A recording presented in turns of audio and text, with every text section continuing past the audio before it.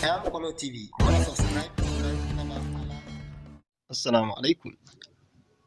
Za mu yi darasi akan ya za a yi ka canja sunanka da yake kan Gmail naka da kuma password naka shi ma kana so ka canja da kuma date of birth.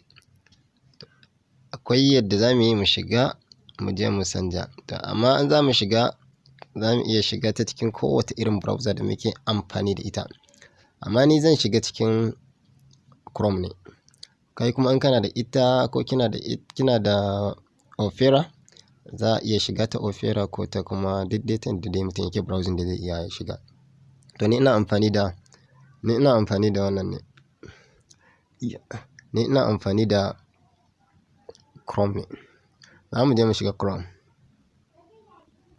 Ga nan Chrome mun shiga.